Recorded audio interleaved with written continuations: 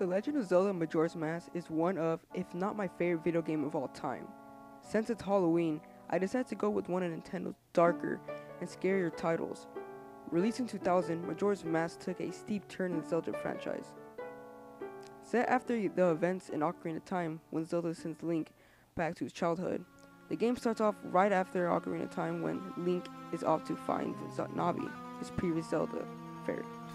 Instead, he stumbles with two other fairies, one named Tattle, which is yours later on to keep in the game, and another character named the Skull Kid. The Skull Kid scares off your horse, and Link falls in a cliff, then being cursed by the Skull Kid, which turns into a Deku Scrub. The main story is about a land named Terra, in which is going to end because Skull Kid is going to bring the moon crashing down to destroy the land. Of course, Link has to stop it, just like in any other Zelda game. There are 5 major areas: Clocktown, your starting village, Woodfall, Snowhead, Great Bay, and Akana Valley. Clocktown is simply just your starting village in every Zelda game. Woodfall, I like to see it as a forest temple, or some sort. Snowhead is obviously like a snow temple. Great Bay is a water temple, which I'm not a big fan of. And Akana Valley is just like a desert temple, just like the Gerudo Valley in Ocarina of Time. Each with its own temple except for Clocktown. So there are 4 main temples or dungeons. On the outside of this game, Nintendo really just wants to show that it's just another one of the uplifting, happy Zelda games, just like any other.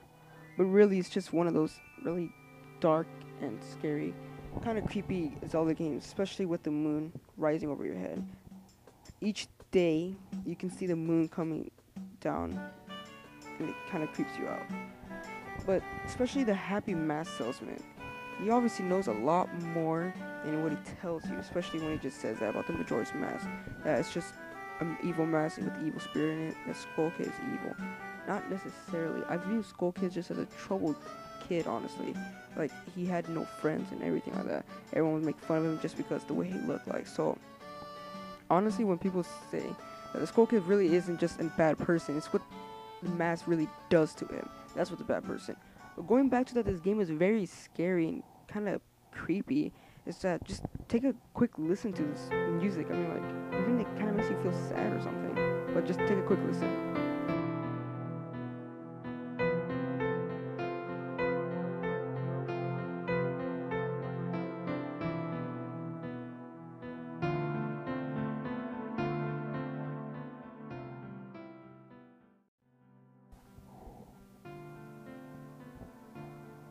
This game uses the same Zelda formula as usual. Since Nintendo just used the same engine from Ocarina of Time, the controls are very similar.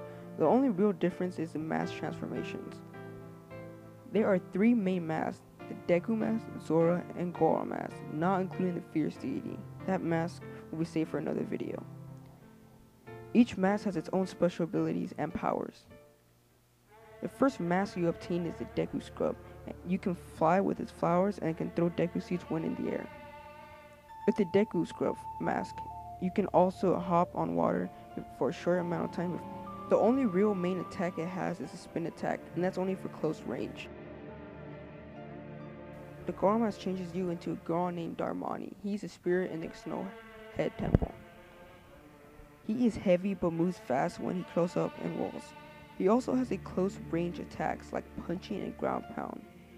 He's most better for close range also. Next is the Zora mask. It holds the spirit of a guitarist in a band full of Zoras. He is best in the water, obviously.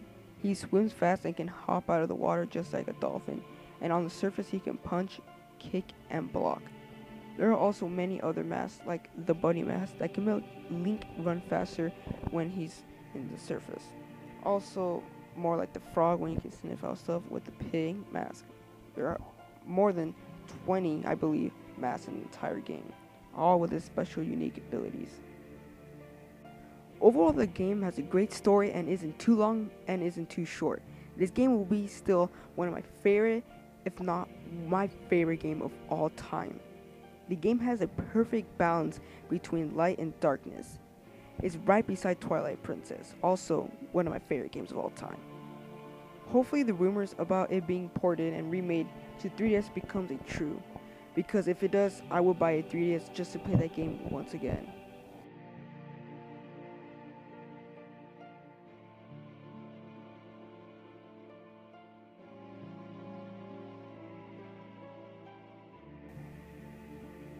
I give this game a perfect score, a 10 out of 10, because its awesome story and its beloved soundtrack. This has been the Snuss Effect, signing out, and thank you for watching. The preceding video was brought to you by Apex Minecraft Hosting. For the best servers for the best price, make sure to check the link in the description.